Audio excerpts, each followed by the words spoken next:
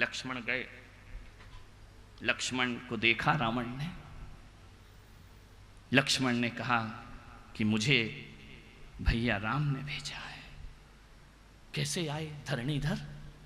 लक्ष्मण तुम कैसे आए मेरे पास? बोले मुझे जाते जाते कुछ जीवन के सूत्र दे करके जाओ। रावण ने कहा मेरे पास समय बहुत कम है, मेरे पास सांसें बहुत कम है, और तुम मेरे सामने कैसे आए शत्रु के सामने? बोले मेरे भैया राम ने कहा है कि जब शत्रु हथियार लेकर खड़ा रहता है तब दुश्मन रहता है, और जब शत्रु निढाल हो जाए तो राम उसे अपना मित्र बना लिया करते हैं, अपना दोस्त बना लिया करते हैं। राम ने तुम्हें नहीं मारा है रावण, राम ने यदि मारा है तुम्हारे दुष्चरित्र को मारा है। ध्यान रखिए, राम की रावण से क्या दुश्मनी थी?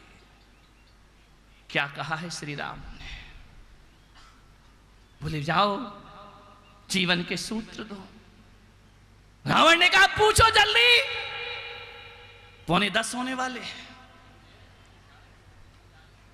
है ना, जल्दी पूछो नहीं तो प्रवचन अधूरा रह जाएगा। अब रावण क्या करे और लक्ष्मण क्या करे? पूछेगा तभी जब पुलक सागर पूछवाएगा, नहीं तो मैं तो 10 दिन तक नहीं पूछूंगा, मेरा क्या है। ध्यान रखिए, रावण ने कहा कि लक्ष्मण पूछो, जल्दी पूछो। लक्ष्मण ने कहा कि हे लंकेश, हे लंकाधिपति रावण, हे महाविद्वान रावण, एक बात मुझे बताओ कि इतना शक्तिशाली रावण राम से कैसे हार गया? राम के पास ना ये वैभव था, ना इतनी शक्तियां थी, तुम कैसे हार गए और राम कैसे जीत गए? रावण ने कहा कि लक्ष्मण, कौन कहता है कि राम जीते हैं और रावण हारा है? जीता तो अभी भी मैं ही हूं। बोले मृत्यु के सैया पर पड़े और कह रहे जीता मैं ही हूं। बोले देखो ना लक्ष्मण, जब तक मैं जिंदा रहा राम मेरी लंका में पैर नहीं रख पाए, और आज राम जीवित हैं, मैं उनके बैकुंठ में पैर रखने जा रहा हूं। ध्यान रखना, उनके रहते रहते मैं उनके स्वर्ग में जाने की तैयारी कर रहा हूं। लेकिन एक बात तुमने जो लक्ष्मण मुझसे पूछी है कि मैं कैसे हारा और राम कैसे जीते, रावण कभी नहीं हारता, राम कभी नहीं जीतते। लेकिन आज तुमने पूछा तो इतना बताता हूं, रावण की पराजय और राम की जीत में ना राम कारण है ना रावण कारण है।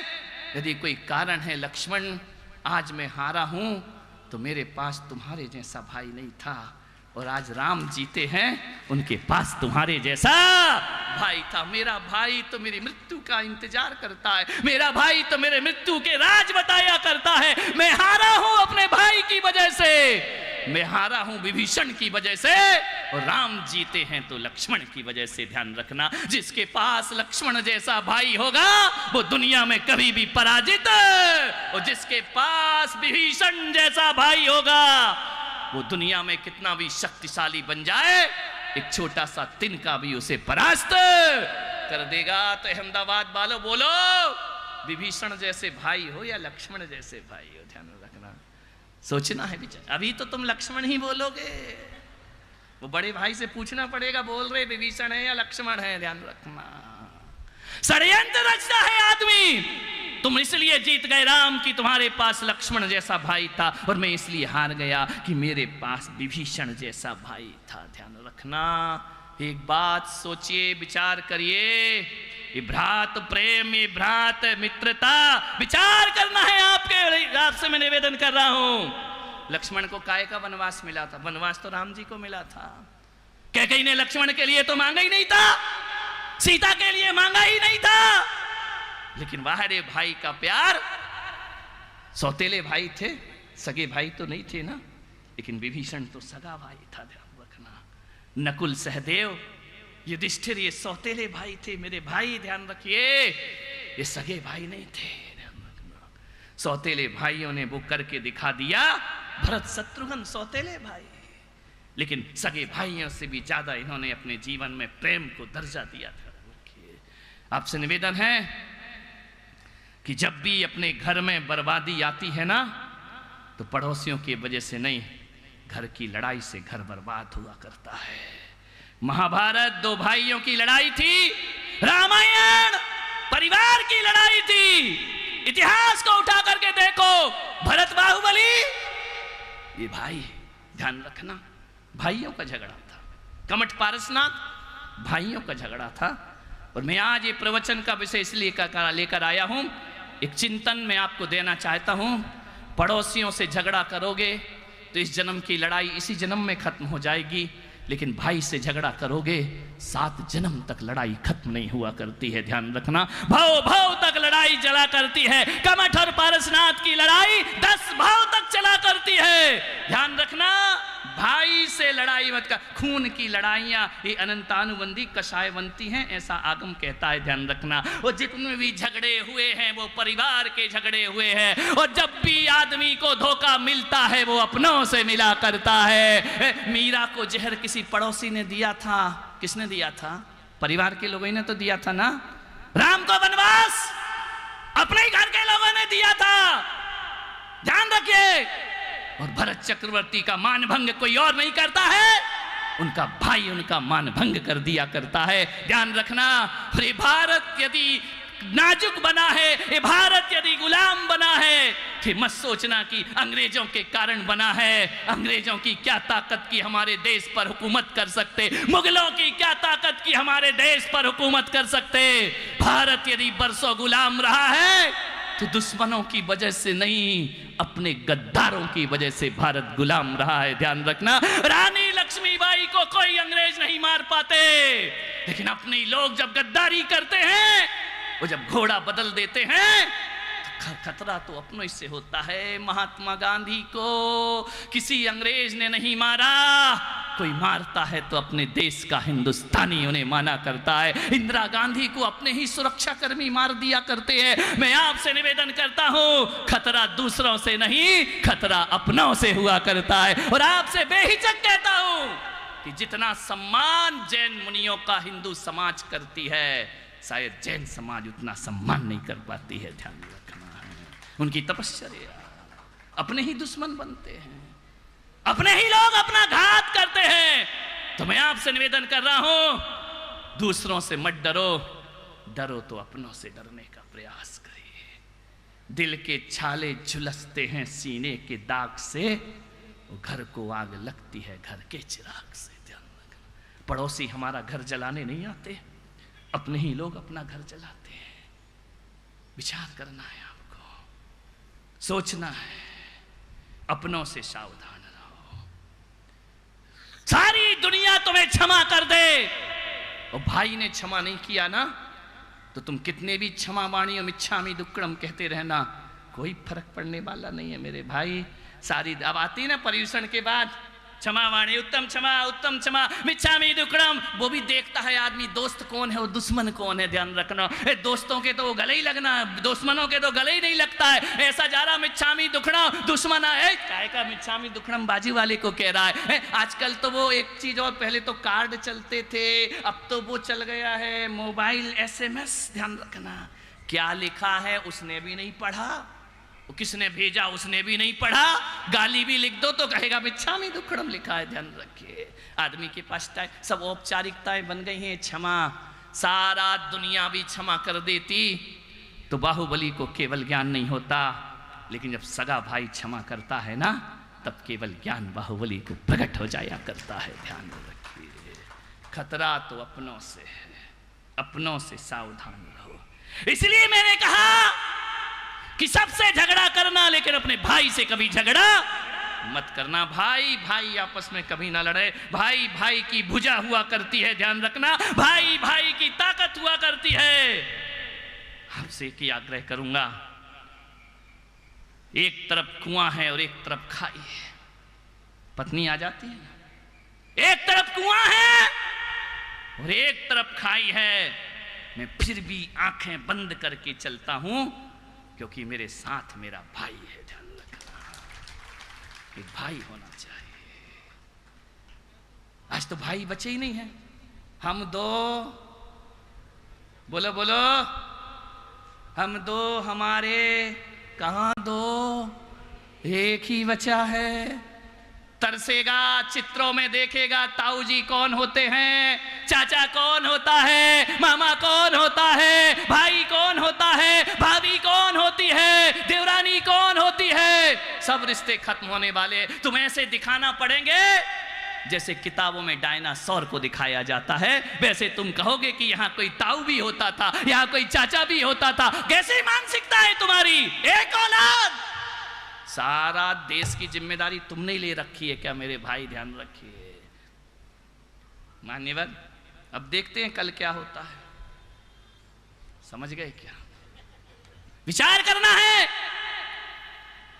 मैं ये नहीं कह सकता हूं कि बहुत बच्चे पैदा करो, क्योंकि कहूंगा तो सरकार बैन लगा देगी मुझ पर। ध्यान रखना, मैं ये नहीं कह सकता हूं, लेकिन मैं कहता हूं रिश्ते नातों को मारिए मत, खत्म मत करिए, उन रिश्तों को जिंदा रखने का प्रयास करिए।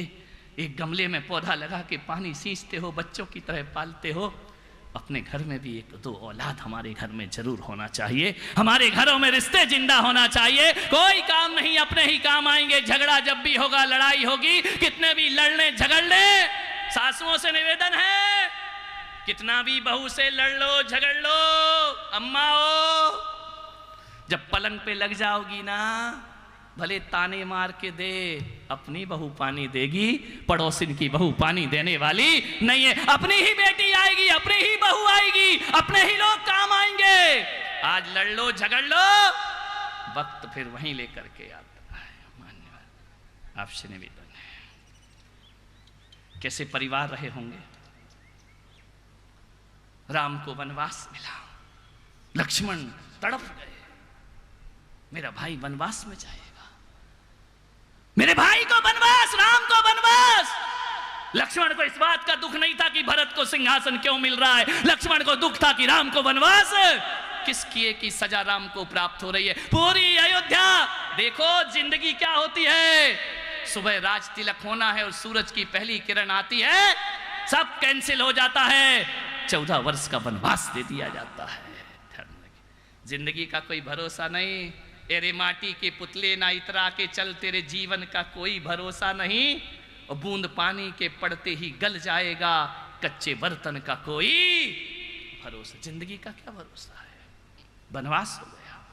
दौड़े दौड़े लक्ष्मण पहुंचे माता सुमित्रा के पास। मां, आंखों भरी हैं, सुमित्रा की आंखें छलछला रही हैं, कौशल्या अधीर हो रही है, राम को वनवास मिलेगा। मालूम है हमारे देश की रामायण क्या कहती है?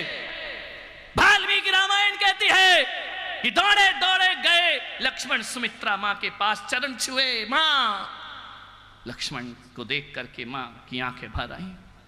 उन्होंने कहा कैसा कोहराम मचा है अयोध्या में, कैसे काले काले घटाएं संकट के बादल छा रहे अयोध्या में। लक्ष्मण, तुम्हें मालूम है राम को 14 वर्ष का वनवास हुआ है।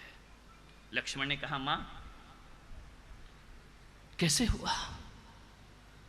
बोले पिता ने वरदान दिए थे, माता कैकेयी ने वरदान मांग लिए, तो मां एक वरदान तू भी मुझे देते। सुमित्रा ने कहा कि बेटा वरदान मत मांग, अब तो वरदान हमारे लिए अभिशाप लगने लगे हैं, अब इस रघुकुल में वरदान की परंपरा बंद होना चाहिए। लक्ष्मण ने कहा नहीं मां, एक वरदान तो तुझे मुझे देना ही पड़ेगा। मांग पुत्र, तू कह रहा है तो मैं तुझे वरदान देती हूं, जो मांगेगा वो मिलेगा। तो लक्ष्मण ने कहा कि मां तू सचमुच मुझे वरदान देगी? बोले हाँ दूंगी। बोले वचन दे। बोले रघुकुल रीत सदा चले आई, प्राण जाए पर मैं तुझे वचन देती हूं कि जाओ लक्ष्मण, जो तुम मांगोगे वह मैं तुम्हें प्रदान करूंगी। मालूम है लक्ष्मण ने कहा कि मां पिता के वरदान के कारण, पिता के वचनों की रक्षा के लिए भैया राम वनवास जाते हैं, तो मुझे भी एक वरदान दे दे। बोले क्या? बोले इतना वरदान दे मां कि 14 वर्ष मैं भाई की सेवा करने के लिए वनवास स्वीकार कर सकूं। ये हमारे देश का चरित्र है, ये हमारे देश की परंपरा है, आदर्श है। मां आशीर्वाद दे कि मैं भी 14 वर्ष सेवा करूं। मालूम है उस समय सुमित्रा ने क्या कहा? पैरों में पड़े हुए लक्ष्मण को उठाया, सीने से लगाया। ओ भाई बेटा लक्ष्मण, आज तूने मेरे दूध की लाज रख ली है। जा 14 वर्ष वनवास में अपने भैया राम के साथ रहना। और एक बात याद रखना लक्ष्मण, जब तक तेरा भाई सो ना जाए तब तक तू रात में नींद नहीं लेना, ध्यान रखना। उनके चरण दबाना और माता सीता को अपनी भाभी नहीं, सीता में सुमित्रा माता के दर्शन रोज सुबह शाम करना, ध्यान रख। क्या नारियां रही होंगी। 2 पुत्र, जैन रामायण का कुछ अलग व्याख्यान है, वैदिक रामायण का कुछ अलग व्याख्यान है। सुमित्रा के 2 पुत्र हुए, कैसी मां रही होगी वो, जिसने एक बेटा राम की सेवा में भेज दिया और दूसरा बेटा भरत की सेवा में भेज दिया कि बेटा सेवक बन के रहना, अपने भाइयों का ध्यान रखना, ध्यान रखना। भरत की सेवा करता है वो शत्रुघ्न हुआ करता है। मालूम है, उर्मिला ने कहा कि भाभी सीता जा सकती है तो मैं तुम्हारे साथ वनवास क्यों नहीं जा सकती। क्या संवेदनाएं रही होंगी। क्या इनके, देखिए इनके घरों में जिन्होंने दौलत को नहीं रिश्तों को महत्व दिया। लक्ष्मण से पूछा कि मैं तुम्हारे साथ क्यों नहीं चल सकती हूं।